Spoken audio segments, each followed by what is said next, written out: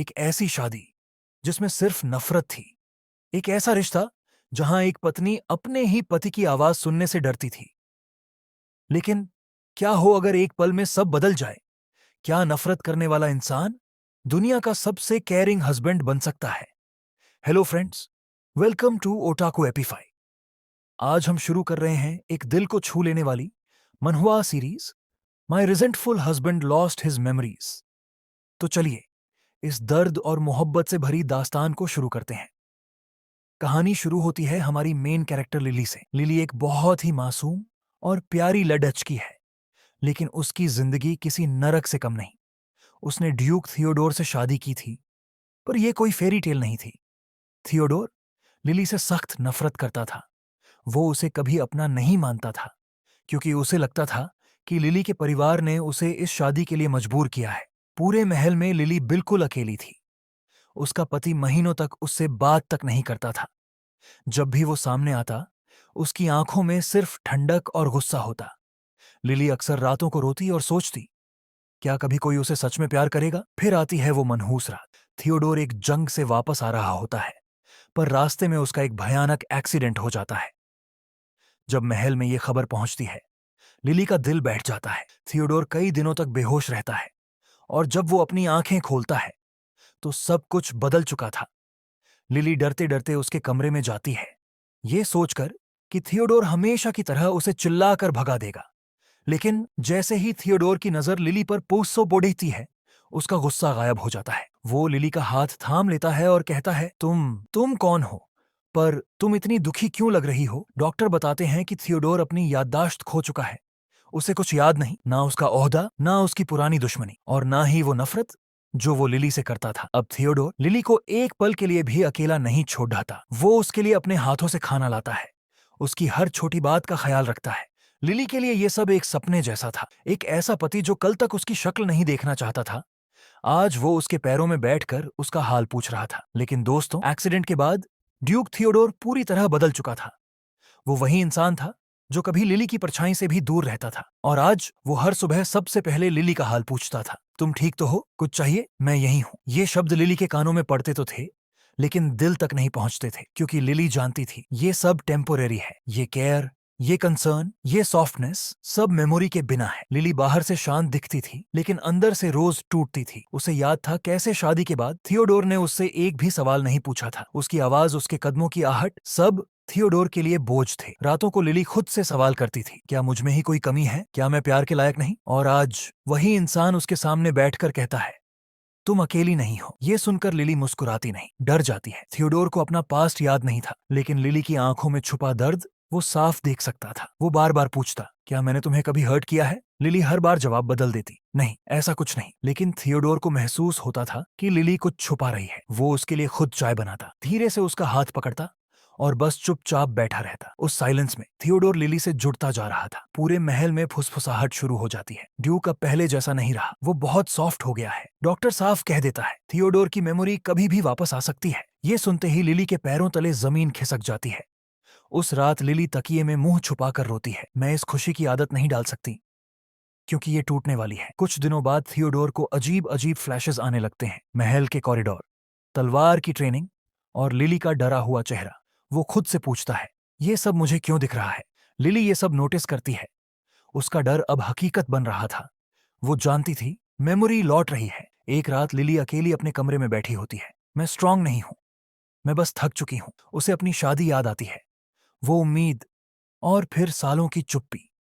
और आज जब पहली बार उसे केयर मिली है, वो उसे महसूस भी नहीं कर पा रही। गलती से लिली थियोडोर के स्टडी रूम में चली जाती है। वहां उसे मिलता है थियोडोर का पुराना डायरी। उसमें लिखा होता है, ये शादी मेरी चॉइस नहीं है। मैं लिली से नफरत नहीं करता, लेकिन उसे अपना भी नहीं सकता। ये पढ़ते ही लिली का दिल कांप उठता है। अब उसे समझ आता है, थियोडोर का गुस्सा नफरत नहीं था, वो हेल्पलेसनेस थी। थियोडोर अपने आप से लड़ रहा था। सपनों में वो खुद को कोल्ड और रूथलेस देखता। पहली बार उसे एहसास होता है, शायद मैं ही विलन था। वो लिली को ढूंढता है, लेकिन लिली उससे दूर भागती है। ये दूरी थियोडोर को अंदर तक तोड़ देती है। एक रात थियोडोर लिली के कमरे के बाहर खड़ा होकर कहता है, मुझे मेमोरी वापस आ रही है, और मुझे उससे डर लग रहा है। मैं प्रॉमिस करता हूं मैं फिर से वही इंसान नहीं बनना चाहता। लिली दरवाजा नहीं खोलती, लेकिन उसके आंसू सब कुछ कह देते हैं। अगली सुबह डॉक्टर महल में आता है और कहता है थियोडोर की मेमोरी बहुत जल्द पूरी तरह वापस आ जाएगी। लिली जमीन पर बैठ जाती है और थियोडोर पहली बार अपने पास्ट से भागने के बजाय उसका सामना करने का फैसला करता है। सुबह का समय था। थियोडोर अपने कमरे में अकेला बैठा था। अचानक उसके सिर में तेज दर्द उठता है। Flash, flash, flash. उसकी मेमोरी एक एक करके लौटने लगती है। शादी का दिन, लिली की चुप्पी, उसका खुद का कोल्ड बिहेवियर और वो दूरी जो उसने जानबूझकर बनाई थी। थियोडोर जमीन पर बैठ जाता है। तो मैं ऐसा था? ये एहसास उसे अंदर तक हिला देता है। उधर लिली थियोडोर में बदलाव महसूस कर लेती है। उसकी आंखों की सॉफ्टनेस गायब थी। उसकी खामोशी भारी लगने लगी थी। लिली का दिल कांप जाता है। यादें वापस आ गई हैं। वो खुद को समझाती है शायद इस बार सब अलग होगा, लेकिन उसका मन ये मानने को तैयार नहीं था। थियोडोर आखिरकार लिली के सामने खड़ा होता है।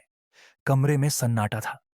थियोडोर धीमे स्वर में कहता है, मुझे सब याद आ गया है। लिली पीछे हट जाती है। उसकी आंखें भर आती हैं। थियोडोर आगे बढ़ता है, लेकिन खुद को रोक लेता है। और मुझे ये भी याद है कि मैंने तुम्हें कितना हर्ट किया। ये सुनते ही लिली टूट जाती है। लिली की सारी भावनाएं एक साथ बाहर आ जाती हैं। तुम जानते हो मैं हर दिन किस डर में जीती थी? जब तुम मेमोरी के बिना मुझसे अच्छा बिहेव कर रहे थे, वो खुशी नहीं थी। वो रिमाइंडर था कि असली तुम कैसे थे। उसकी आवाज कांप रही थी, लेकिन शब्द सच्चे थे। थियोडोर की आंखों में आंसू आ जाते हैं। मुझे नहीं पता मैं उस इंसान के लिए कैसे माफी मांगूं जो मैं पहले था, लेकिन जो मैं अब महसूस करता हूं वो झूठ नहीं है। वो लिली के सामने झुक जाता है। अगर तुम चाहो तो मैं दूर चला जाऊंगा। ये शब्द लिली को और तोड़ देते हैं। उस दिन के बाद लिली थियोडोर से दूरी बना लेती है। वो महल में होती है, लेकिन उसके आसपास नहीं। थियोडोर उसे देखता है, लेकिन बुलाता नहीं, क्योंकि अब वो जान चुका था प्यार का मतलब हक नहीं होता। लिली भी बदल रही थी। वो अब रोती नहीं थी, लेकिन दर्द अभी भी था। उसने खुद से कहा, मैं हर डर के साथ नहीं जी सकती। वो समझ चुकी थी कि थियोडोर बदल चुका है, लेकिन भरोसा वक्त मांगता है। एक शाम थियोडोर लिली के पास आता है।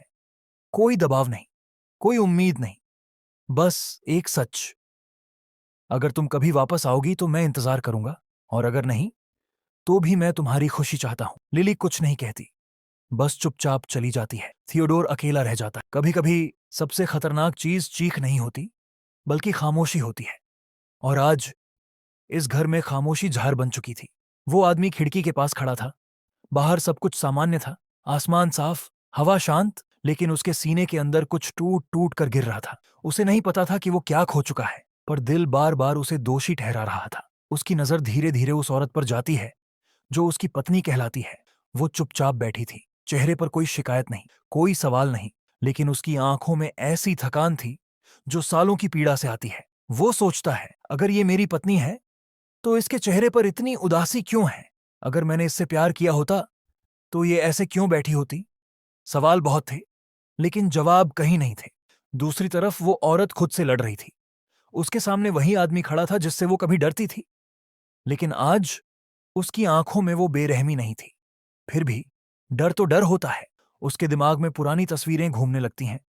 रातें जब उसने चुपचाप रोया, दिन जब उसे नजरअंदाज किया गया, और वो आवाजें जो आज भी उसके कानों में गूंजती थीं। अचानक वो आदमी बोल उठता है, धीमी आवाज में, लगभग डरते हुए, क्या हम पहले भी ऐसे ही थे? ये शब्द सीधे उसके दिल पर लगे। वो कुछ कह नहीं पाती। गला सूख जाता है। सच बोलना चाहती है, लेकिन अगर सच बोला तो सब फिर से टूट जाएगा, और अगर झूठ बोला तो खुद को धोखा देना पड़ेगा। वो बस नजरें झुका लेती है। ये चुप्पी उस आदमी को और बेचैन कर देती है। उसे लगता है जैसे उसने कोई बहुत बड़ा अपराध किया हो, जिसकी सजा अब भी जारी है। वो पहली बार अपने अंदर अजीब सा दर्द महसूस करता है। ऐसा दर्द जो शारीरिक नहीं, बल्कि आत्मा को चीर देता है। उसे समझ आता है वो पहले अच्छा इंसान नहीं रहा होगा। उस दिन के बाद घर में सब कुछ वैसा ही था, लेकिन कुछ बदल चुका था। बातें कम हो गईं, नजरें टकराना बंद हो गईं। दो लोग एक ही छत के नीचे अजनबी बन गए। वो औरत रात को सो नहीं पाती। दिल कहता है वो अब बदल चुका है, दिमाग से कहता है मत भरोसा कर। और डर दोनों के बीच उसे तोड़ रहा था। वो समझ चुकी थी जिंदगी हमेशा डर के साथ नहीं चल सकती, लेकिन भरोसा करना उसके लिए सबसे खतरनाक कदम था। क्योंकि अगर इस बार दिल टूटा तो शायद वो खुद को फिर जोड़ नहीं पाएगी। एक शाम घर में अजीब सी शांति थी।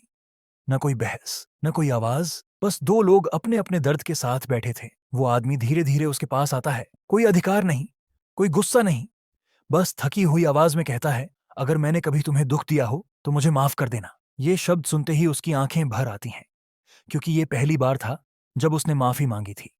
लेकिन दर्द इतना गहरा था कि आंसू अपने आप गिर पड़े। वो कुछ नहीं कहती, बस चुपचाप वहां से चली जाती है, और वो आदमी अकेला खड़ा रह जाता है अपने पछतावे के साथ। रात बहुत शांत थी, इतनी शांत कि दिल की धड़कन भी आवाज लगने लगे। महल की खिड़की के पास लिली अकेली खड़ी थी। बाहर अंधेरा था, लेकिन उसके अंदर उससे भी गहरा अंधेरा। पीछे थियोडोर चुपचाप खड़ा था। वो वही थियोडोर था जिसे सब कुछ याद आ चुका था, और वही लिली जो हर पल डर रही थी कि कहीं वो फिर से वही इंसान न बन जाए जिससे वो पूरी जिंदगी डरती रही। कमरे में कोई शब्द नहीं था, लेकिन हवा भारी थी। थियोडोर धीरे से बोलता है, तुम मुझसे ऐसे क्यों डरती हो, जैसे मैं कोई अजनबी हूं। लिली का शरीर सख्त हो जाता है। वो पलटती नहीं, क्योंकि उसकी आवाज कांपती है। यादों के साथ लोग बदल जाते हैं। थियोडोर एक कदम आगे बढ़ता है, फिर रुक जाता है। और अगर मैं कहूं कि मुझे वो आदमी बनने से डर लगता है जो मैं पहले था। लिली पहली बार पलट कर देखती है। उसकी आंखों में आंसू नहीं है, बस थकान है। डर शब्दों से नहीं मिटता थियोडोर, डर यादों से जुड़ा होता है। ये सुनते ही थियोडोर की मुट्ठियां कस जाती हैं। उसे सब याद आता है, हर ठंडी नजर, हर चुप्पी, हर वो पल जहां उसने लिली को एक बोझ समझा। वो धीरे से घुटनों के बल बैठ जाता है। मैं तुम्हारे सामने खड़ा होने के लायक नहीं हूं, उसकी आवाज टूट जाती है। लेकिन मैं भाग भी नहीं सकता। लिली की सांस रुक जाती है। वो ये दृश्य कभी नहीं देखना चाहती थी। वो आदमी जिससे वो डरती थी, आज उसके सामने टूटा हुआ था। लेकिन टूटे हुए लोग भी खतरनाक हो सकते हैं। महल में अफवाहें फैल चुकी थीं। राजकुमार पहले जैसा नहीं रहा। वो रातों में सोता नहीं, वो लिली को खुद से दूर रखता है। लिली ये सब सुनती है, लेकिन कुछ नहीं कहती। वो जानती है, शांति अस्थायी है। दोपहर के समय महल में एक अनजान मेहमान आता है। एक लंबा आदमी, तेज आंखें, और चेहरे पर वो मुस्कान जो सच नहीं होती। वो खुद को परिचय देता है, ड्यूक कैल्डर। लिली का दिल डूब जाता है, क्योंकि ये नाम थियोडोर की यादों से जुड़ा है। थियोडोर जैसे ही उसे देखता है, उसका चेहरा सख्त हो जाता है। तुम यहां क्यों आए हो? कैल्डर हल्का सा हंसता है। पुरानी दोस्ती निभाने। लिली समझ जाती है, खतरा वापस आ चुका है। लिली थियोडोर के कमरे में आती है। वो आदमी खतरनाक है, वो सीधे कहती है। थियोडोर खिड़की से बाहर देखता है। मुझे पता है, तो तुम उसे यहां क्यों रहने दे रहे हो? लिली की आवाज में डर है। थियोडोर धीरे से पलटता है, क्योंकि भागने से अतीत पीछा नहीं छोड़ता। और अगर मुझे रुकना है, तो इस बार सच का सामना करके। लिली की आंखें भर आती हैं। और अगर इस बार भी वो वाक्य पूरा नहीं कर पाती। थियोडोर एक कदम आगे आता है, बहुत पास। अगर मैं फिर वही बन गया, तो मैं खुद तुम्हारे रास्ते से हट जाऊंगा। लिली पीछे हट जाती है। वादा मत करो, वादे सबसे ज्यादा तोड़ते हैं। उस रात लिली अकेली बैठी रो रही होती है। वो खुद से सवाल करती है, क्या वो डर के साथ जिंदगी जी सकती है, या फिर भरोसे का जोखिम ले? दूर थियोडोर अपने कमरे में एक पुरानी अंगूठी देख रहा होता है, शादी की। उसकी आंखों से आंसू गिरते हैं। अगर मुझे दूसरी जिंदगी मिली है, तो क्या मैं इस बार सही कर पाऊंगा? दो अलग कमरे, दो टूटी हुई आत्माएं, एक ही दर्द। अगली सुबह महल में शोर मच जाता है। एक नौकर दौड़ता हुआ आता है। मालिक, लिली, लिली गायब है। थियोडोर का चेहरा सफेद पड़ जाता है। वो बाहर भागता है, और लिली एक अनजान गाड़ी में बैठी महल से दूर जा रही होती है। उसकी आंखों में आंसू हैं। मैं डर के साथ नहीं जी सकती, वो खुद से कहती है। लेकिन उसे नहीं पता कि यह फैसला सबसे बड़ा तूफान लाने वाला है। रात गहरी हो चुकी थी, इतनी गहरी कि आसमान में तारे भी थके हुए लग रहे थे। महल के एक कोने में थियोडोर अकेला खड़ा था। वही महल जहां कभी हर आवाज उसके आदेश से चलती थी, और आज वो खुद अपनी ही परछाई से डर रहा था। उसकी उंगलियां धीरे धीरे मुट्ठी में भींच जाती हैं। उसे याद आता है, लिली की पीठ, उसका बिना पलटे चला जाना। उसकी आंखों में न गुस्सा था, न नफरत, बस खालीपन। और वही खालीपन थियोडोर के सीने में काटने लगा था। अगर नफरत होती, वो खुद से बुदबुदाता है, तो शायद ये इतना नहीं चुभता। दूसरी ओर लिली, महल से बहुत दूर, एक छोटे से कस्बे के अंतिम छोर पर, लकड़ी का पुराना कमरा, एक छोटी खिड़की, और बाहर खुला आसमान। वो जमीन पर बैठी है, पीठ दीवार से लगी हुई, घुटनों को सीने से लगाए। उसकी हथेलियां अब भी कांपती हैं, डर से नहीं, यादों से।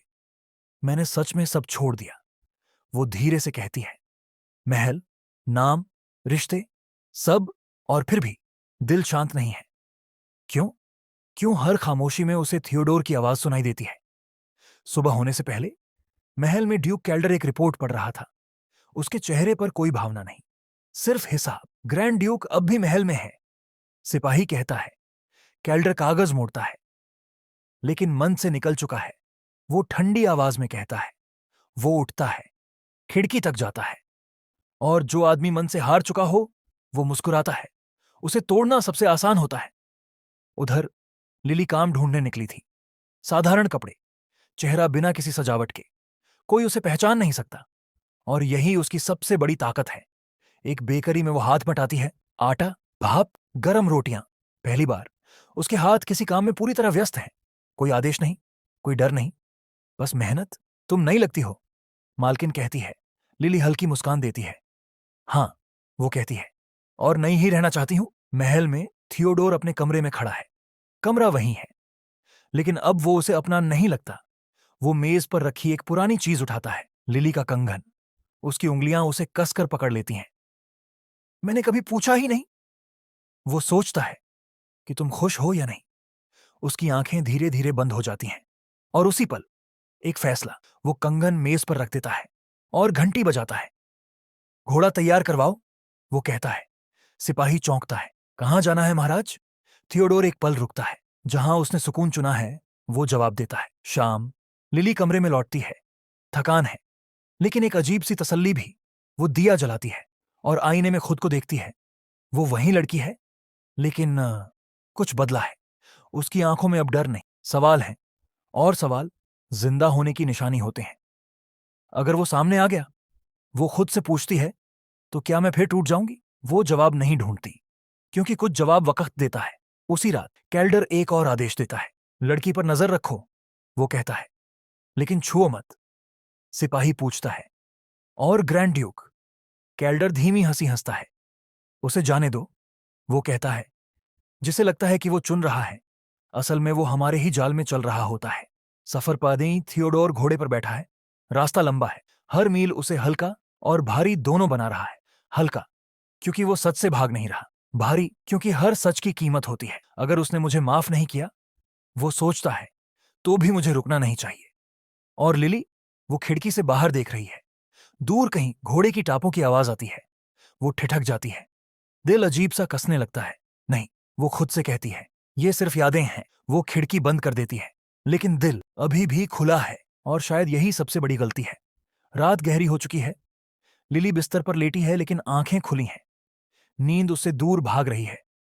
हर बार जब वो आंखें बंद करती है, एक ही चेहरा अधूरी परछाई की तरह दिमाग में उभर आता है। थियो। उसका चेहरा साफ नहीं, आवाज भी नहीं, बस एक एहसास, भारी, दबाने वाला, छोड़कर न जाने वाला। लिली करवट बदलती है। मैंने उसे छोड़ दिया है, वो खुद को समझाती है। तो फिर ये बेचैनी क्यों? महल से दूर जंगल के रास्ते पर थियो घोड़े को रोक देता है। हवा ठंडी है, आसमान में तारे हैं, लेकिन उसके अंदर कुछ टूट सा रहा है। वो सीधा बैठा रहता है, सांस लेता है, और अचानक उसके सिर में तेज दर्द उठता है। वो आंखें भींच लेता है। टूटे फूटे दृश्य, एक लड़की, खामोश लेकिन मजबूत, एक कमरा, काफी रोशनी, और बहुत सारी बातें जो अब याद नहीं। थियो घोड़े की अयाल पकड़ लेता है। क्यों? वो फुसफुसाता है। अगर मैं उसे भूल गया हूं तो ये सब क्यों महसूस हो रहा है? सुबह लिली गांव के बाहर एक छोटे से घर में काम कर रही है। साधारण काम, साधारण जिंदगी। लकड़ी की मेज, पानी की बाल्टी। कोई उसे डचेस नहीं कहता, कोई डरता नहीं। यही तो वो चाहती थी।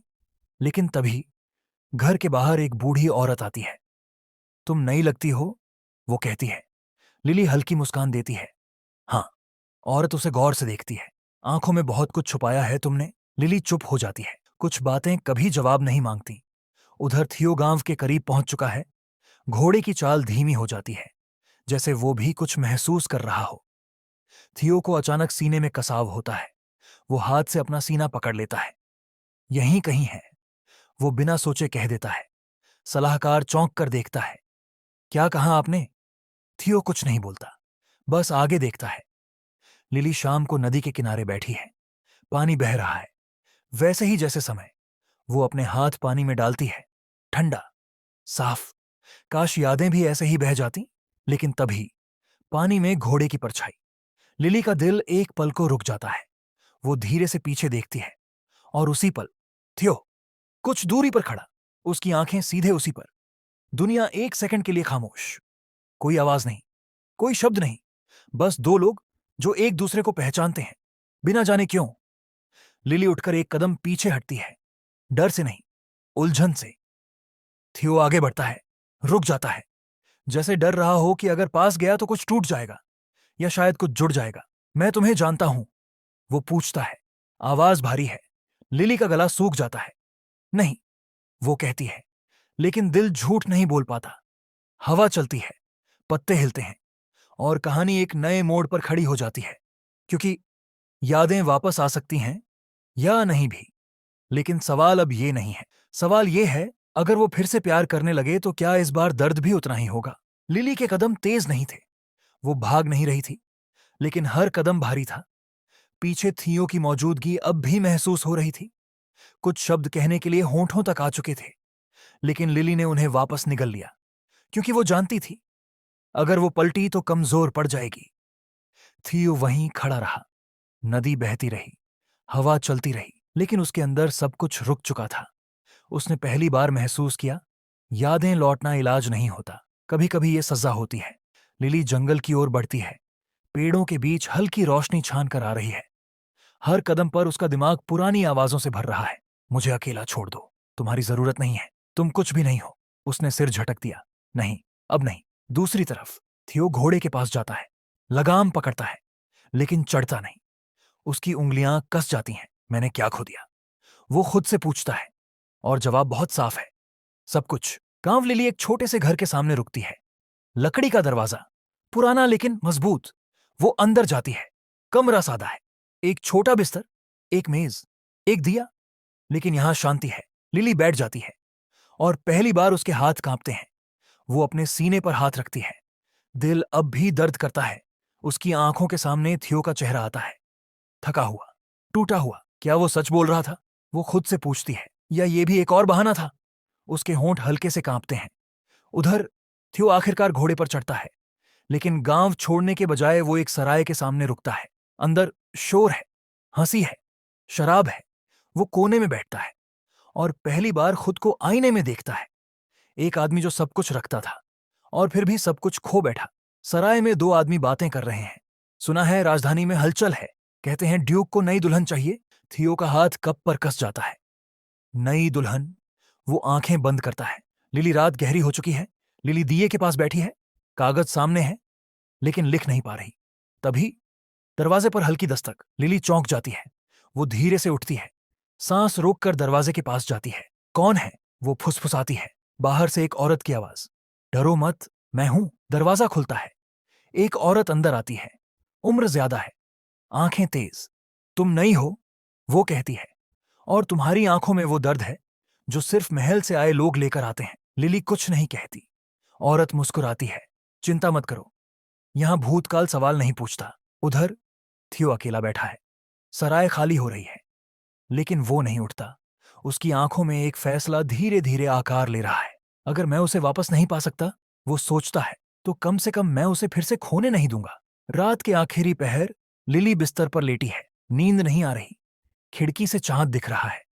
वो धीरे से कहती है, काश तुमने तब देखा होता। एक आंसू तकिए में गिर जाता है, लेकिन वो रोती नहीं। दूर कहीं थियो घोड़े पर बैठा अंधेरे में निकल पड़ता है। इस बार भागने के लिए नहीं, ढूंढने के लिए।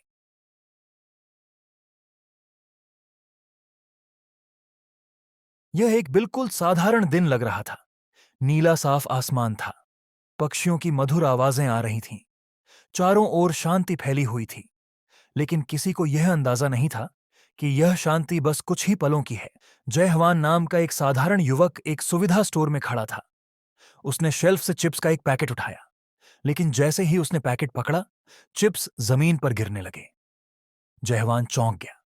उसने पैकेट को ध्यान से देखा और सोचा, यह तो पहले से ही खुला हुआ है। तभी उसकी नजर सामने खड़ी एक छोटी बच्ची पर पड़ी, जो उसे घूर कर देख रही थी। स्टोर के अंदर चल रहे टेलीविजन पर समाचार आ रहा था।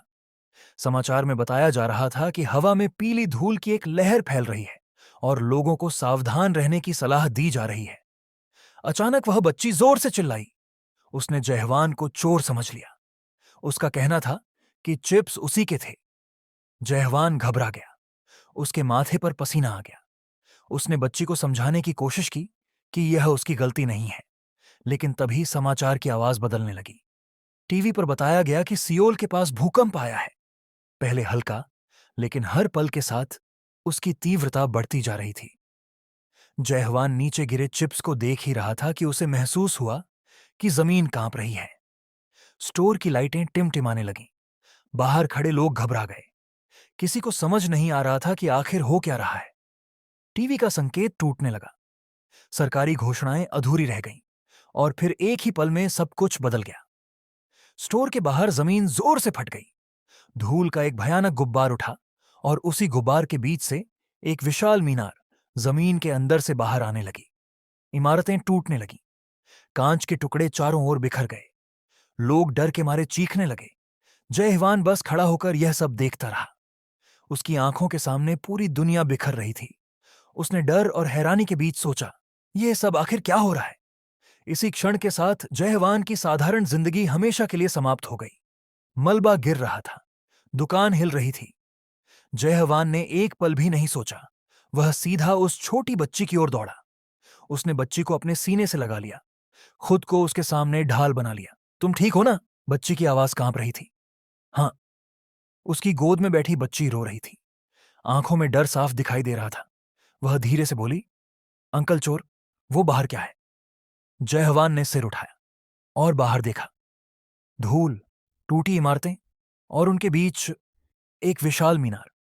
दुकान अब दुकान नहीं रही थी। सब कुछ बर्बाद हो चुका था। उसी पल दुनिया बदल रही थी। एक के बाद एक दृश्य। इंग्लैंड की रात में बादलों को चीरती हुई वही मीनार। जापान में एक मां और बेटी खिड़की से बाहर देखती हुई। वही दृश्य, वही डर। ऐसी अजीब और भयानक मीनारें सियोल ही नहीं, दुनिया के हर बड़े शहर में उग आई थीं। लोग घबराए हुए थे, गुस्से में थे, डरे हुए थे। लोगों ने इन्हें एक नाम दे दिया, दुःस्वप्न मीनारें। बड़े अधिकारी चिल्ला रहे थे, हमें तुरंत कदम उठाना होगा। आखिर ये चीज है क्या? और तभी हवा में लोगों की आंखों के सामने एक नीली चमकदार खिड़की प्रकट हुई। एक संदेश, दुनिया समाप्त होने वाली है। क्या आप मीनार में प्रवेश करके इसे बचाना चाहते हैं? जयहवान मन ही मन सोचता है, दुःस्वप्न, सच में ये एक ऐसा बुरा सपना है जिसे अब हम सबको मिलकर जीना होगा। जयहवान के सामने एक चमकती हुई नारंगी खिड़की प्रकट हुई। उस पर लिखा था, बधाई हो, आपको एक मीनार यात्री बनने के लिए चुना गया है। जयहवान के मन में सवाल उठा, मीनार यात्री? दुनिया को बचाने का अवसर? उसने एक पल की भी देरी नहीं की। अपनी उंगली आगे बढ़ाई और स्वीकार का चयन कर लिया। जैसे ही उसने छुआ, तेज रोशनी ने उसे चारों ओर से घेर लिया। उसकी आंखें फैल गईं। दिल जोर से धड़कने लगा और अगले ही पल वह कहीं और था। एक विशाल और अजीब सभागार, जहां उसके जैसे और भी कई लोग मौजूद थे। वे सब लोग जिन्होंने उस पुकार का उत्तर दिया था, अब इस युद्ध का हिस्सा बन चुके थे। जयहवान ने चारों ओर देखा। जमीन पर सोने के सिक्के पड़े थे, एक तलवार, एक पुराना कवच। सब कुछ किसी खेल की दुनिया जैसा लग रहा था, जैसे किसी अदृश्य व्यवस्था ने उन्हें हथियार दे दिए हों, सामान और क्षमताएं। लेकिन यह खुशी ज्यादा देर नहीं टिकी। अचानक चारों ओर चेतावनी के चिन्ह दिखाई देने लगे, हर भाषा में, हर दिशा में। तभी सबको एहसास हुआ, यह कोई खेल नहीं था। एक कठोर आवाज गूंजी, कुछ ही क्षणों में आपकी दुनिया पर मीनार का प्रभाव पड़ेगा। भीड़ में अफरा तफरी मच गई। क्या यहां भी वही होने वाला है जो बाहर हो रहा है? दृश्य बदलता है। बाहर निर्माण कार्य करने वाले लोग उस विशाल मीनार को देखकर हक्के बक्के रह गए। ऊपर एक ऊंचे तल पर अंधेरे के बीच एक भयानक परछाई खड़ी थी। ये आखिर है क्या? ऊपर देखो, क्या वो कोई इंसान है? वहां मत रुको, यह जगह खतरनाक है। और उसी पल दुनिया ने अपनी पहली सच्ची झलक देख ली। अंत, ये कोई इंसान नहीं था। ये ऊपर से झांकती हुई मौत थी, जो हमें शिकार की तरह देख रही थी। और तभी टॉवर के भीतर से भयानक दहाड़ गूंज उठी। सैकड़ों राक्षस एक साथ बाहर निकल पड़े। गोबलिन, दानव और ऐसी आकृतियां जिन्हें इंसान ने कभी देखा भी नहीं था। जब टॉवर से राक्षसों की बाढ़ दुनिया पर टूट पड़ती है, उसे कहा जाता है टॉवर प्रहार। सायरन चीखने लगे, शहर में अफरा तफरी मच गई। लोग जान बचाने के लिए इधर उधर भागने लगे। हर चेहरा डर से भरा हुआ था। और फिर विस्फोट, सड़कें टूटने लगीं, बिजली के खंभे गिर पड़े। हर दिशा में चीखें थीं। मानव सेना ने जवाबी हमला किया, टैंक गरजे, तोपों ने आग उगली, लेकिन कुछ भी असर नहीं हुआ। एक विशाल दानव ने टैंक को खिलौने की तरह उठाया और दूर फेंक दिया। सैनिकों की आवाजें डर में बदल चुकी थीं। ये चीजें किसी भी हथियार से नष्ट नहीं हो रही थीं। पहली लहर के बाद जो बचा वो था विनाश। हर तरफ राक्षस थे। आसमान से उड़ते हुए दानव इमारतों और गाड़ियों पर टूट पड़े। शहर अब शहर नहीं रहा। मलबा, जली हुई गाड़ियां और दूर खड़ा वही मनहूस टॉवर। इस हमले का परिणाम उम्मीद से कहीं ज्यादा भयानक था। इंसानियत की हार यहीं से शुरू हो चुकी थी। अब दुनिया की आखिरी उम्मीद सिर्फ उन लोगों पर थी जो टॉवर के भीतर गए थे। Tower walker. एक जोरदार वार हुआ। नीली दीवार दरकने लगी और अगले ही पल वो दीवार पूरी तरह टूट गई। सबकी आंखें खुली की खुली रह गईं। ये टूट गया, हमने सच में इसे तोड़ दिया। टूटी हुई दीवार के पीछे एक चमकता हुआ नीला पत्थर पड़ा था। उसे अजीब सी रोशनी निकल रही थी। पूरा कमरा उस रोशनी से भर गया। क्या ये पत्थर हमें समय में पीछे ले जा सकता है? क्या हम सब कुछ फिर से शुरू कर सकते हैं? कमरे में सन्नाटा छा गया। हर किसी के दिल में एक ही सवाल था, अगर ये सच हुआ तो शायद हम सब बच सकते हैं। लेकिन इतनी आसानी से कोई चमत्कार? ये सच होने के लिए कुछ ज्यादा ही अच्छा लग रहा था। और तभी नेतृत्व करने वाला आगे बढ़ा। उसने उस चमकते हुए पत्थर को अपने हाथ में उठाया। उसकी आंखों में झिझक नहीं थी। मैं इसे इस्तेमाल करूंगा, और अगर ये सच हुआ तो मैं लौटकर तुम सबको बताऊंगा। अगले ही पल नीली रोशनी फूट पड़ी। कमरा चमक से भर गया।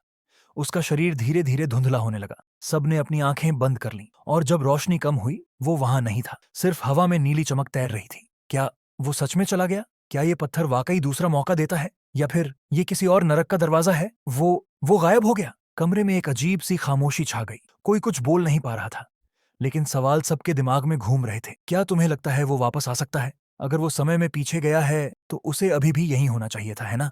जैसे कोई नायक जो सब कुछ ठीक करने आता है। तभी एक आदमी आगे बढ़ा। उसकी आंखों में घबराहट नहीं, समझ थी। मुझे लगता है मैं समझ गया हूं कि यहां क्या हुआ है। इंसान सच में समय में पीछे गया है, लेकिन अब हमारी समय रेखाएं एक दूसरे से अलग हो चुकी हैं। इसका मतलब ये है वो हमें कभी दोबारा नहीं देख पाएगा। जिस पल वो पीछे गया, उस पल हमारी दुनिया और उसकी दुनिया अलग हो गई। दो समान दुनिया, लेकिन दो अलग रास्ते। अब वो किसी और समय रेखा में है, और हम अब भी यहीं फंसे हुए हैं। बाकी लोग कुछ समझ ही नहीं पाए। ये सब बहुत ज्यादा जटिल था। ठीक है, मैं समझता हूं तुम लोगों को इसमें से कुछ भी समझ नहीं आया, लेकिन एक बात तय है, इंसान पीछे तो गया है, लेकिन उसका जाना इस दुनिया को नहीं बचाता। ये दुनिया अब भी बर्बादी के रास्ते पर है, और ये पत्थर, ये हम सबको अलग अलग समय रेखाओं में भेज सकता है, या फिर शायद सभी को एक ही जगह।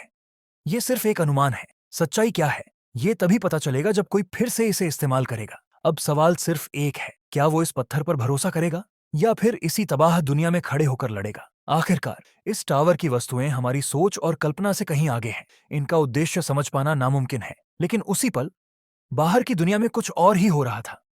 आसमान खून की तरह लाल हो चुका था। बिजली आसमान से टूटकर धरती पर गिर पड़ी। और तभी दूसरा टावर प्रहार शुरू हो गया। इस बार पहले से कहीं ज्यादा भयानक। जमीन कांप उठी। एक विशाल राक्षस का पैर धरती पर पड़ा।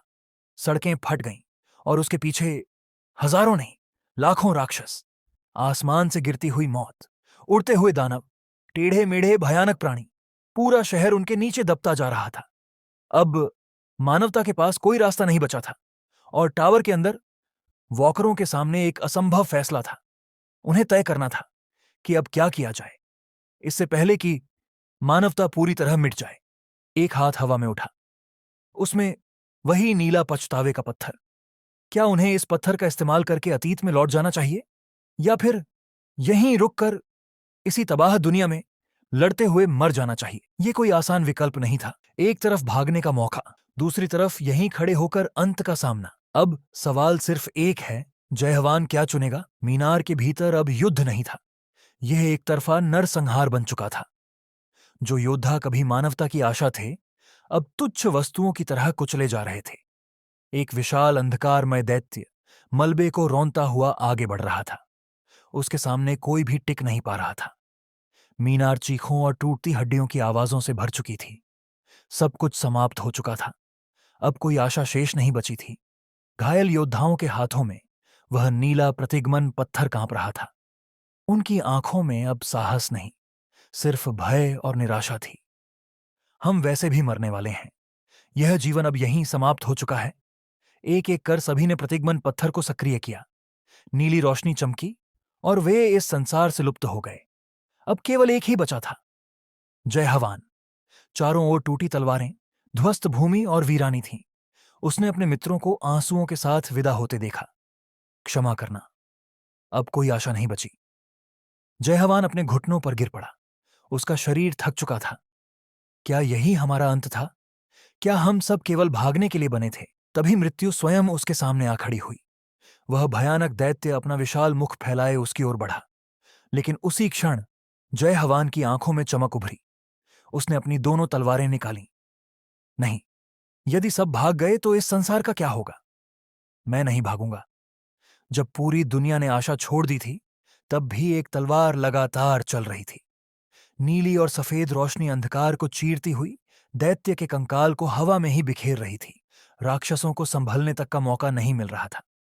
मलबे के बीच जय हवान अकेला खड़ा था। उसके सामने एक घायल योद्धा घुटनों के बल गिरा हुआ कांप रहा था।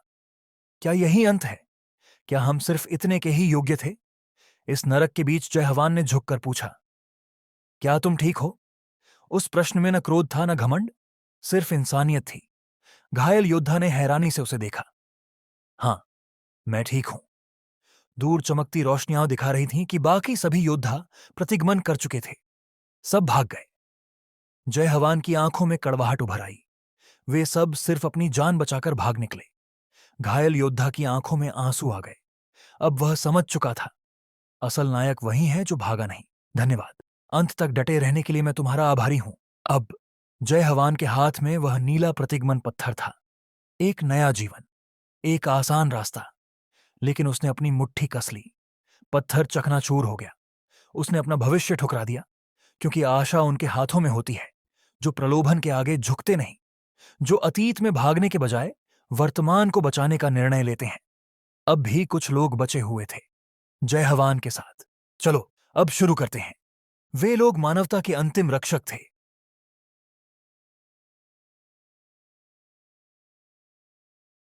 एक शांत सी दोपहर थी। खिड़कियों से आती हल्की धूप पूरे कमरे को नरम रोशनी से भर रही थी। कमरा बेहद लग्जूरियस और रॉयल था। हर तरफ महंगे डेकोरेशंस, सुंदर फर्नीचर और सॉफ्ट पिंक रंग का माहौल था।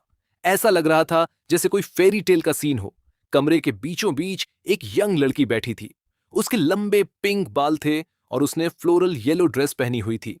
वह बहुत ही नाजुक और सुंदर लग रही थी, जैसे कोई डेलिकेट डॉल।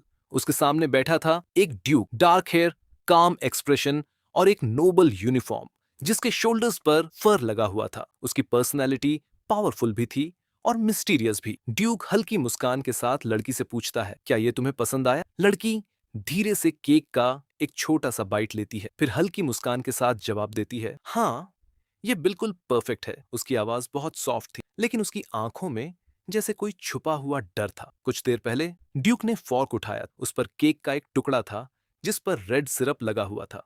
वह धीरे से कहता है, लो, अपना मुंह खोलो। लड़की हल्का सा झिझकते हुए अपना मुंह खोलती है। आ!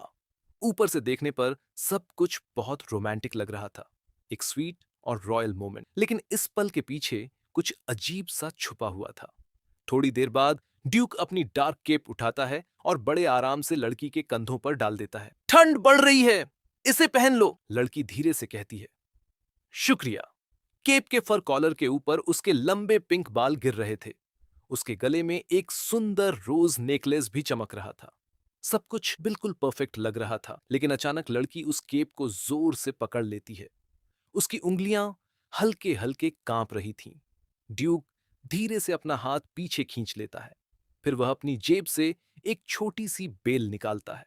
वह शांत आवाज में कहता है, मैं अभी वापस आऊंगा।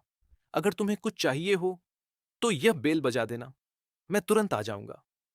उसकी आवाज काम थी, लेकिन उसमें एक अजीब सा कंट्रोल भी महसूस हो रहा था।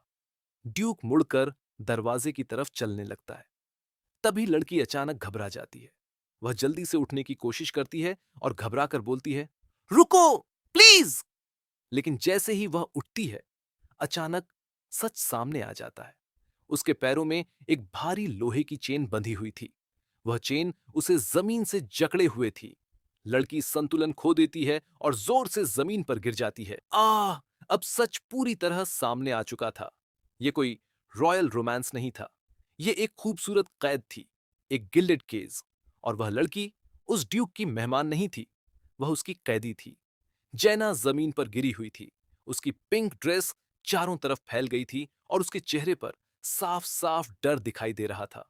उसकी सांसें तेज हो चुकी थीं। अचानक वह घबराकर चिल्ला उठती है, नहीं, प्लीज, मुझे जाने दो। ड्यूक दरवाजे की तरफ बढ़ रहा था। उसकी पीठ जेना की तरफ थी, लेकिन जेना हार मानने वाली नहीं थी। वह घुटनों के बल आगे बढ़ते हुए रोते रोते कहती है, प्लीज, मुझे अपने साथ ले चलो। कमरे में कुछ पल के लिए अजीब सा सन्नाटा छा जाता है। फिर ड्यूक की आवाज सुनाई देती है, धीमी लेकिन बेहद खतरनाक, तुम मेरी मोहब्बत से कभी नहीं बच सकती। जैना का दिल जोर जोर से धड़कने लगता है। ड्यूक फिर धीरे से कहता है, मेरी प्यारी जैना। जैना घुटनों के बल बैठी थी। उसके लंबे पिंक बाल उसके कंधों पर बिखरे हुए थे। लेकिन उसी समय ड्यूक का साया उसके ऊपर पड़ता है, जैसे वह उसे पूरी तरह अपने नियंत्रण में ले चुका हो। फिर उसकी आवाज दोबारा सुनाई देती है, तुम यहां से कभी बाहर नहीं जाओगी। जैना की आंखों में आंसू भर जाते हैं। ड्यूक दरवाजे के बीच से मुड़कर उसे देखता है। वह अपने ग्लासेस थोड़ा नीचे करता है। उसके चेहरे पर एक अजीब सी मुस्कान थी, ऐसी मुस्कान जो प्यार से ज्यादा जुनून और पागलपन दिखाती थी। फिर वह शांत आवाज में कहता है, तुम हमेशा के लिए इसी कमरे में रहोगी। कुछ पल रुककर वह धीरे से जोड़ता है, और तुम यहां खुश रहोगी मेरे साथ। इतना कहकर ड्यूक दरवाजा बंद कर देता है। बाहर हॉलवे में लाल कारपेट बिछा हुआ था। वह धीरे धीरे वहां से चलता हुआ दूर जाने लगता है। कमरे के अंदर फिर से सन्नाटा छा जाता है। अचानक जैना अपनी पूरी ताकत से चिल्लाती है, टियो! लेकिन अब बहुत देर हो चुकी थी। दरवाजा बंद हो चुका था और जैना अब सच में एक कैद में थी। एक खूबसूरत लेकिन डरावनी कैद। Lock me up, Duke. लेकिन कहानी यहीं खत्म नहीं होती, क्योंकि कभी कभी जब सब कुछ खत्म लगता है, तभी कहानी का सबसे खतरनाक मोड़ शुरू होता है, बैड एंडिंग। आप एक बैड एंडिंग तक पहुंच चुके हैं। जैना के लैपटॉप की स्क्रीन पर अभी भी वही मैसेज चमक रहा था, बैड एंडिंग। जैना अचानक गुस्से में चिल्ला उठती है, आर यू किडिंग मी? वह अपने बिस्तर पर उल्टी लेटी हुई थी और लैपटॉप उसके सामने रखा था। कमरा पूरी तरह मेसी था। कपड़े, पेपर्स और स्नैक्स हर जगह बिखरे पड़े थे। गुस्से में वह अपने पैरों को हवा में झुलाते हुए बोलती है, तुम इसे बैड एंडिंग कहते हो? कुछ देर बाद जेना बैठ जाती है और चिप्स खाते हुए सोचने लगती है। अच्छे कपड़े पहनना और अच्छा खाना मिलना, यह बैड एंडिंग कैसे हो सकता है? वह हल्का सा हंसती है। उसके पास तो एक हैंडसम मेल लीड भी है जो हर समय उसकी केयर करता है। थोड़ी देर बाद वह थककर फिर से बिस्तर पर लेट जाती है। लैपटॉप की हल्की रोशनी उसके चेहरे पर पड़ रही थी।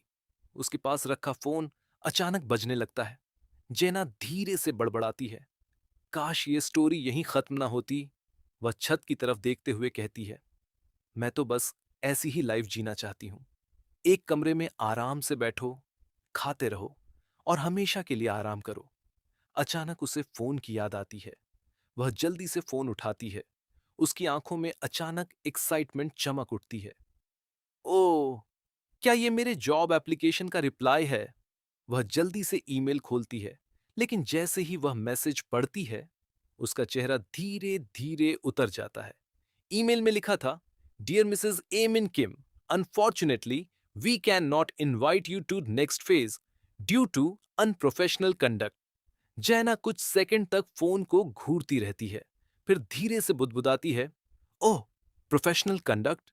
वह ऑकवर्ड सी हंसी हंसती है, मतलब वही जो मैंने इंटरव्यू में उन पर चिल्लाया था, अब उसका चेहरा पूरी तरह ब्लैंक हो चुका था। कुछ पल बाद वह गहरी सांस छोड़ती है। हाँ, मुझे हैरानी भी क्यों नहीं हो रही, वह खुद से कहती है। शायद मुझे उन पर चिल्लाना नहीं चाहिए था, सिर्फ इसलिए कि वो लेट थे। रात हो चुकी थी। जेना एक कन्वीनियंस स्टोर के बाहर खड़ी थी। उसके हाथ में एक छोटा सा प्लास्टिक बैग था। सड़क पर ज्यादा लोग नहीं थे। वह धीरे से बुदबुदाती है, व्हाट्सोएवर, चलो डिनर करते हैं। जैसे ही वह आगे बढ़ती है, उसकी नजर स्टोर की खिड़की पर पड़ती है। वहां एक बड़ा सा पोस्टर लगा हुआ था। पोस्टर पर वही कैरेक्टर्स थे जिन्हें वह गेम में देख रही थी, ड्यूक और पिंक हेयर्ड गर्ल। पोस्टर पर लिखा था, how to fall in love with the obsessed man. Jaina कुछ पल के लिए रुक जाती है, फिर हल्की मुस्कान के साथ कहती है, वाह, इनके एड्स तो हर जगह हैं। वह पोस्टर को ध्यान से देखती है और मन ही मन सोचती है, गेम तो सच में अच्छा है। फिर धीरे से बुदबुदाती है, काश मैं सच में उस दुनिया में होती। जैना धीरे धीरे उस पोस्टर के और करीब चली जाती है। पोस्टर पर थियो का चेहरा बना था, वही कोल्ड और हैंडसम ड्यूक। जैना की आंखें चमक उठती हैं। वह मन ही मन सोचती है, how to fall in love with the obsessed man. सच में थियो कितना हॉट है। वह पोस्टर को ध्यान से देखते हुए सोचती है, एक कोल्ड आर्च ड्यूक जिससे पूरी दुनिया नफरत करती है, लेकिन जो सिर्फ जेना के लिए पागल है। थियो इस गेम का मेन मेल लीड है, नॉर्थ सेरोनिया का आर्च ड्यूक, एक ऐसी खतरनाक जगह जहां चारों तरफ मॉन्स्टर्स भरे हुए हैं। लोग उससे डरते भी हैं और उससे नफरत भी करते हैं। लेकिन फिर एक दिन जेना अचानक उसकी जिंदगी में आ जाती है और वही लड़की उसके पत्थर जैसे दिल को पिघला देती है। जेना को वो सीन याद आता है जब थियो ने उसे अपनी बाहों में उठा लिया था। चारों तरफ रोशनी, फूल और एक परफेक्ट रोमांटिक मोमेंट। जैना हल्का सा मुस्कुराती है, कितना प्यारा सीन था। दोनों को प्यार हो गया और उन्होंने एक खुशहाल जिंदगी शुरू कर दी। लेकिन कहानी वहीं खत्म नहीं होती। थियो का प्यार धीरे धीरे एक गहरी ऑब्सेशन में बदल जाता है, एक ऐसा पागलपन जिसमें वह जेना को किसी से भी दूर रखना चाहता है। यही वजह है कि इस गेम में 50 अलग अलग बीएड एंडिंग्स हैं। जेना पोस्टर को देखते देखते अचानक उसे हल्के से हग कर लेती है। उसके गाल लाल हो जाते। वह ड्रीमी आवाज में बोलती है, फिर भी ये गेम इतना हिट क्यों है पता है? कौन नहीं चाहेगा कि इतना हैंडसम लड़का उसे हमेशा के लिए लॉक करके रखे। पास से गुजर रही एक लड़की धीरे से अपनी दोस्त से कहती है, क्या ये लड़की ठीक है? जेना को अचानक होश आता है। वह देखती है कि दो लड़कियां उसे अजीब नजरों से देख रही हैं और आपस में विस्पर कर रही हैं। जेना घबरा जाती, अहिम। वह जल्दी से वहां से भागने लगती है। उसके हाथ में ग्रोसरी बैग हिल रहा होता है। भागते भागते वह सोचती है, ओह गॉड, कितना एम्बैरसिंग था। मुझे बस घर जाकर सो जाना चाहिए। रात काफी शांत हो चुकी थी। सड़क लगभग खाली थी। जेना धीरे धीरे चलते हुए घर की तरफ जा रही थी। तभी अचानक उसे एक हल्की सी आवाज सुनाई देती है, म्यू। जेना रुक जाती है। बिल्ली। लेकिन उसी पल उसके पीछे से एक अजीब सी नीली रोशनी चमकने लगती है। जेना का शरीर जैसे अचानक फ्रीज हो जाता है। वह घबराकर सोचती है, यह कैसी रोशनी है? यहां तो कोई स्ट्रीट लाइट भी नहीं थी। धीरे धीरे वह पलटकर पीछे देखती है और जो वह देखती है उसे देखकर उसकी आंखें पूरी तरह फैल जाती हैं। वही पोस्टर जो अब भी कुछ देर पहले दुकान की खिड़की में लगा था, अब एक चमकते हुए पोर्टल की तरह जगमगा रहा था। जैना हक्का बक्का रह जाती है। ये ये क्या हो रहा है?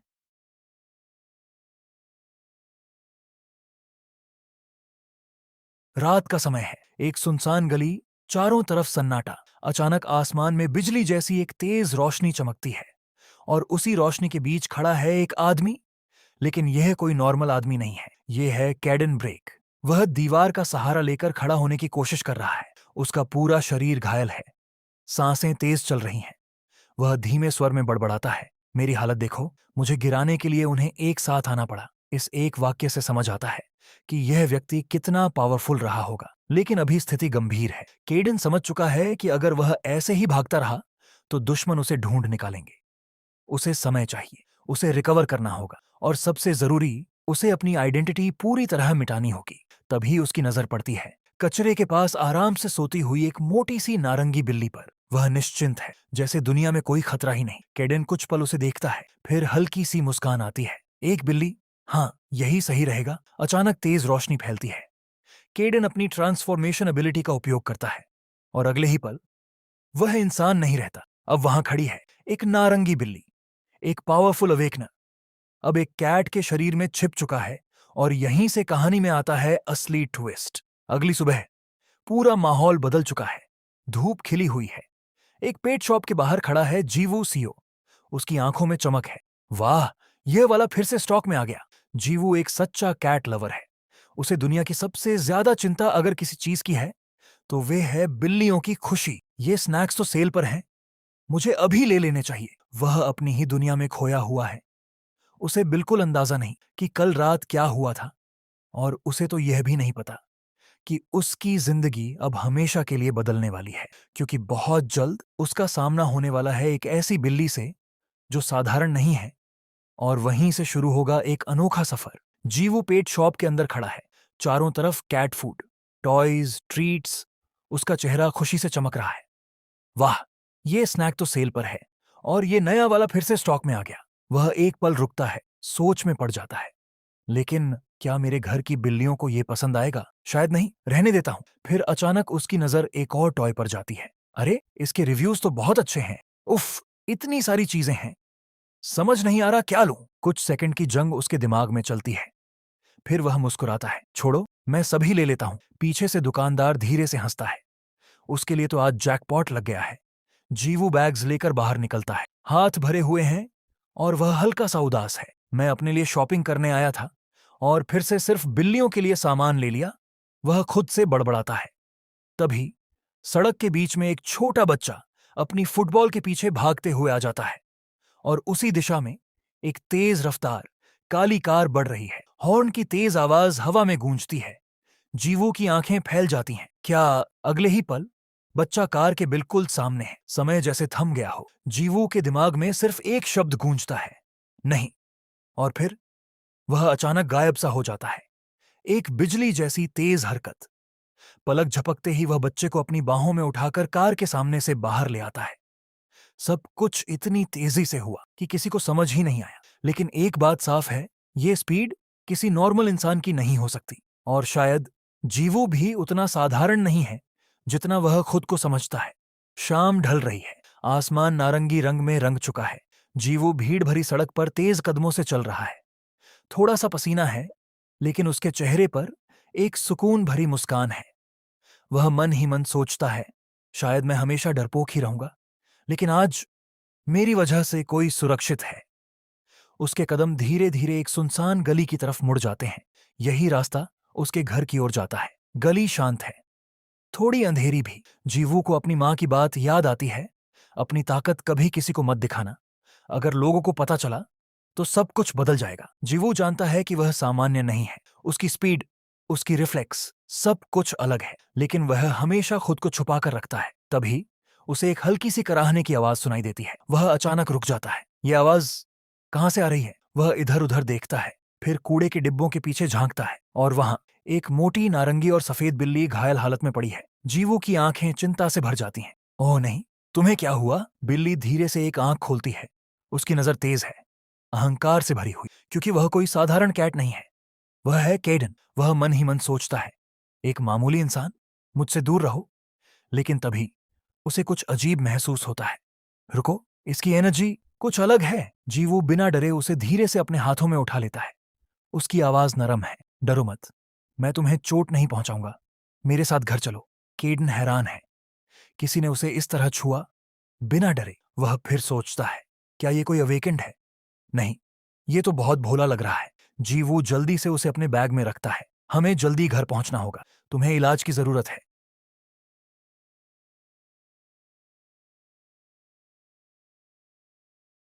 एक ऐसे स्कूल की कहानी जहां हर तरफ सपने पलते हैं और दिलों में अरमान मचालते हैं, जहां धूप भी सुनहरी लगती है और हवाओं में भी एक खास एहसास घुला होता है। ये कहानी है एक आम लड़की की, और उस सुपरस्टार की, जिसकी एक झलक के लिए पूरा स्कूल दीवाना है। हमारी कहानी की शुरुआत होती है इस चमचमाती स्कूल की शानदार बिल्डिंग से। आज यहां हर तरफ एक अलग ही रौनक है, क्योंकि स्पोर्ट्स डे आने वाला है। और इस एक्साइटमेंट की वजह सिर्फ खेल कूद नहीं, बल्कि कुछ और भी है। क्लासरूम के अंदर का माहौल तो किसी मेला जैसा है। हर तरफ स्टूडेंट्स अपने अपने चीयर कार्ड्स और बैनर्स बनाने में लगे हैं। देखो, वहां बोर्ड्स पर क्या लिखा है। Second year class 1, we came, we saw, we conquered. सभी लड़कियां बास्केटबॉल प्रैक्टिस की बातें कर रही हैं। पहेली लड़की बोलती है, did you see the basketball practice? Junu so good. दूसरी लड़की बोलती है, the school's best student and best basketball player. Some guys just have it all. उसके बाद तो नाम है जुनू। लगता है ये जुनू कोई आम लड़का नहीं। क्लासरूम में एक लड़की अंगड़े लेते हुए कहती है। तीसरी लड़की बोलती है, oh man, I want to go watch the practice too. फिर 4 नंबर वाली लड़की बोलती है, we are almost done, we can go after we wrap this up. उनकी बातें खत्म होती है। कितनी मेहनत और लगन से सब अपने अपने पसंदीदा खिलाड़ियों के लिए पोस्टर्स बना रहे हैं। कुछ तो बड़े बड़े दिल, हार्ट्स लगा रही हैं, कोई फूल बना रहा है। एक बैनर पर तो बड़े प्यार से लिखा है, जी हून माई बिलवेड। और वहां देखो, एक लड़की कितने कॉन्फिडेंस से कहती है, should I ask him out after sports day?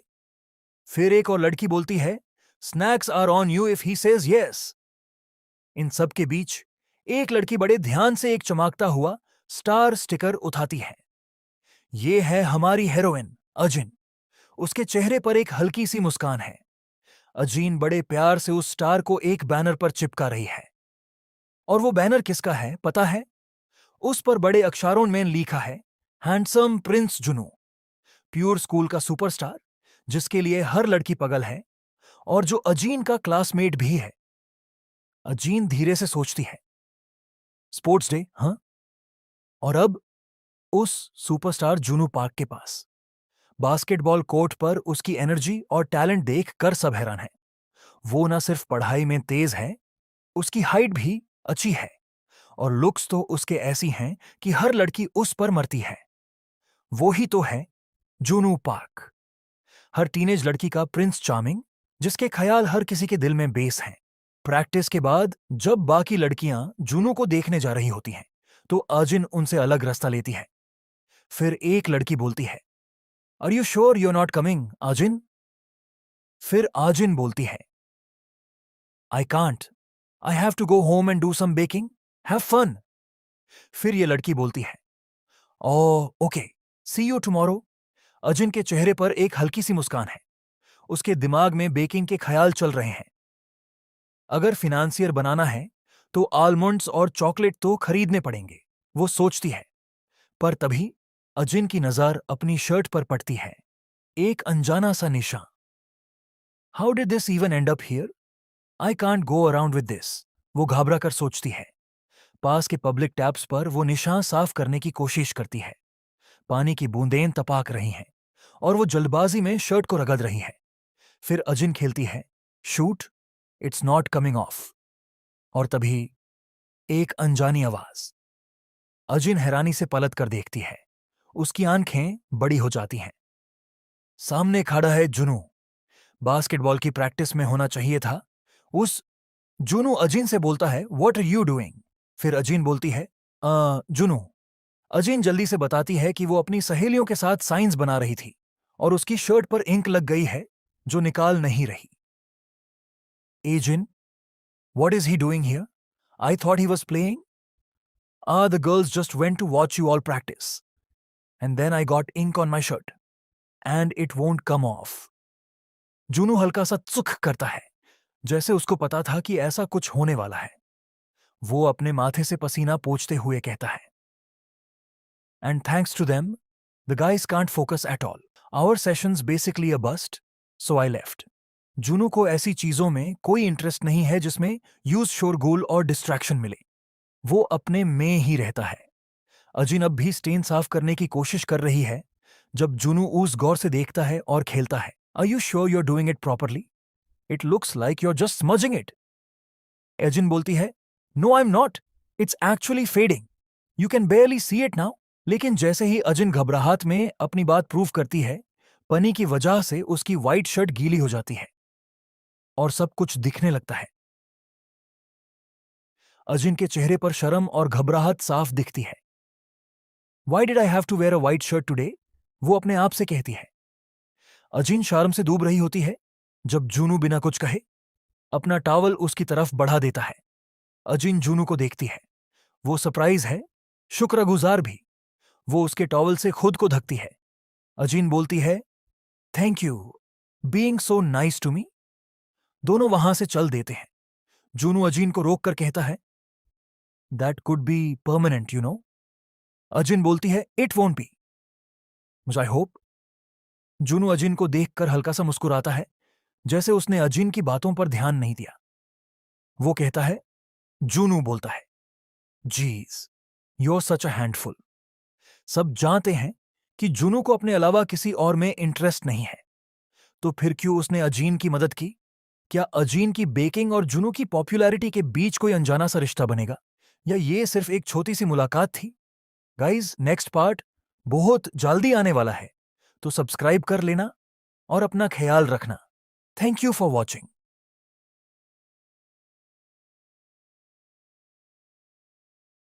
दोस्तों, क्या आपने कभी सोचा है कि एक मासूम सी मुस्कान के पीछे कितना गहरा अंधेरा छुपा हो सकता है? कभी कभी जो सबसे शांत दिखता है वही सबसे खतरनाक चाल चलता है। आज की कहानी एक ऐसी लड़की की है जिसने साबित कर दिया कि बेटियां सिर्फ फूल नहीं होती, कभी कभी वो शातिर शिकारी भी बन जाती हैं।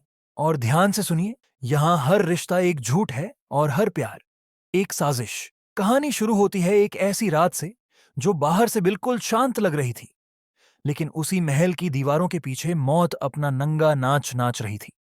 महल के एक कमरे में एक आदमी पागल सा घूम रहा था। चेहरे पर पसीना, हाथ कांप रहे थे और जुबान पर सिर्फ एक ही डर, सब खत्म हो गया। ये था इग्नेट का पिता, जिसे उसने फंडिंग दिलवाई थी। वो योजना फेल हो चुकी थी। और अब नया राजा, एक ऐसा राजा जिसे लोग इंसान नहीं, दरिंदा कहते थे। इग्नेट का पिता जानता था, अगर वो पकड़ा गया तो उसे जिंदा नहीं छोड़ा जाएगा। उसे भागना था, किसी भी कीमत पर। लेकिन दोस्तों, इसी महल के एक दूसरे कोने में एक और खेल चल रहा था। जहां एक बाप मौत से कांप रहा था, वहीं उसकी बेटी इग्नेट बड़े सुकून से अपने गहने पैक कर रही थी। ना डर, ना घबराहट, ना आंसू, उसके चेहरे पर बस एक हल्की सी ठंडी मुस्कान। क्यों? क्योंकि इग्नेट के लिए उसका पिता पिता नहीं था। वो उसके लिए एक घटिया इंसान था, एक ऐसा बोझ जिससे वो सालों से छुटकारा चाहती थी। वो मन ही मन सोच रही थी, ये लड़ाई तो तुम पहले ही हार चुके हो। उसे बस एक सही मौके का इंतजार था। तभी उसका एक वफादार सा साथी कमरे में आता है, उसके हाथ में वाइन का एक ग्लास।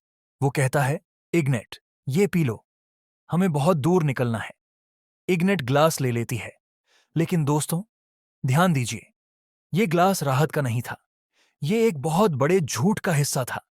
जैसे ही वो वाइन पीती है, उसकी सांसें उखड़ने लगती हैं, सीना जलने लगता है, चेहरा लाल पड़ जाता है, शरीर कांपने लगता है। क्या ये जहर था, या इग्नेट ने खुद को खत्म करने का फैसला कर लिया था? अगले ही पल वो जमीन पर गिर पड़ती है। मुझे बचाओ, कृपया मुझे बचाओ। उसकी आवाज धीरे धीरे कमजोर हो जाती है। पूरा महल हिल जाता है। लोग चिल्लाने लगते हैं, राजकुमारी को क्या हो गया? लेकिन दोस्तों, यहीं आता है इस एपिसोड का सबसे बड़ा ट्विस्ट। एक आदमी इग्नेट को अपनी बाहों में उठाता है और भागते हुए महल से बाहर ले जाता है। और उसी पल इग्नेट की एक आंख हल्की सी खुलती है। उस आंख में ना दर्द है, ना डर, बस जीत की चमक। वो मर नहीं रही थी, वो मौत का नाटक कर रही थी। उसने खुद को एक लाश बना लिया ताकि गार्ड्स बिना जांच के उसे गेट से बाहर निकाल दें। सोचिए दोस्तों, कितना खतरनाक दिमाग। उसने अपने ही पिता को मौत के मुंह में छोड़ दिया और खुद आजाद हो गई। जैसे ही ठंडी हवा उसके चेहरे से टकराती है और महल की सीमाएं पीछे छूटती हैं, इग्नेट अपनी आंखें पूरी तरह खोल देती है। वो शैतानी मुस्कान, वो ठंडी नजर। अब कोई शक नहीं था, ये लड़की इस पूरे खेल की सबसे बड़ी खिलाड़ी है। उसने अपने सारे पुराने रिश्ते, अपने झूठे पिता, सब कुछ पीछे छोड़ दिया था। लेकिन दोस्तों, सवाल यह है, क्या आजादी इतनी सस्ती होती है? जब इग्नेट एक अनजान जगह पर होश में आती है, उसके सामने कुछ नए लोग खड़े होते हैं, रहस्यमयी, शांत और खतरनाक।